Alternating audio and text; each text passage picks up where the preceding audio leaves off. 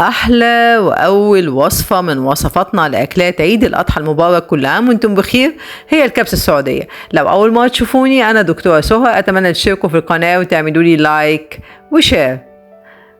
في حلة على النار هننزل ب3-4 معالق كبيرة من الزيت، وهننزل عليهم بفصين 3 من المستكة، ولما المستكة تسيح هننزل بقطع من اللحم الضاني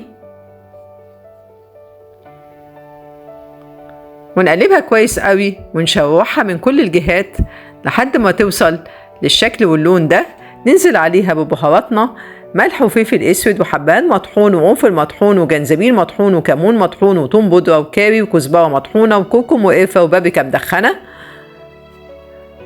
وهنقلبهم كويس قوي مع اللحمة لحد ما ريحة البهارات تطلع. ننزل ببصلة كبيرة مبشورة ونقلب البصلة كويس قوي مع خليط اللحمة والبهارات علشان تاخد من طعمهم. ولما تختلط البصلة تماما هننزل بطماطماية بشرناها في المبشرة وهنقلبها كويس قوي. واخر حاجة هننزل بمعلقة كبيرة من صلصة الطماطم ونخلط الخليط حلو قوي مع بعضه، وننزل عليهم بمية مغلية تغطي اللحمة بتاعتنا، ونغطي على اللحمة ونسيبها على نار هادية لحد ما تستوي.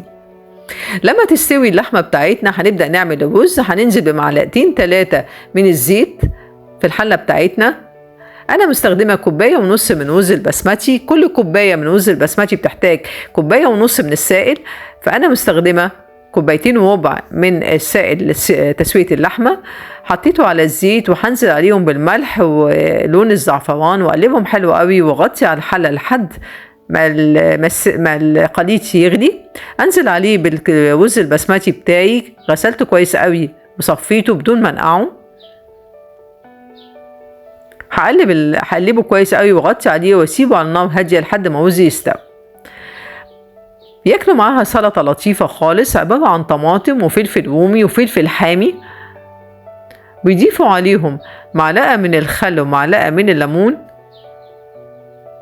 ورشة بسيطة من الكمون وملح، وبيضربوهم في الكبة كويس قوي، وبعدين يبدأوا يخففوهم بشوية مية ويرجعوا يضربوهم تاني. ودي بتبقى سلطة الحقيقة بيوشوها على وش الكبسة، بتخلي طعم الكبسة في حتة تانية خالص.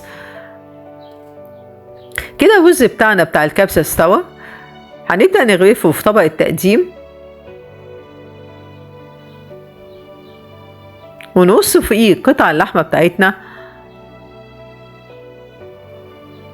أنا مش قادرة أقول لكم قد إيه ريحة جميلة، وطعم الكبسة بيبقى حاجة متميزة جدا. ودي كانت الكبسة السعودية اللي تستحق فعلا إن احنا كلنا نعملها في كل بيت، وتستحق جدا إن احنا نعملها في عيد الأضحى ونفرح بيها أولادنا. هما في العادي بيوشوا على الكبسة السلطة أو الزلطة المتميزة واللي بتخلي طعم الكبسة في حتة تانية خالص. أتمنى لو وصفتنا لأول وصفة في وصفات أكلات عيد الأضحى المبارك عجبتكم، إنكم تنفذوها وتكتبوا لي رأيكم وأسئلتكم في التعليقات، لأن فعلا الكبسة السعودية من الأكلات الشهية جدا اللي تستحق إن كلنا نجربها ونعملها وبالهنا.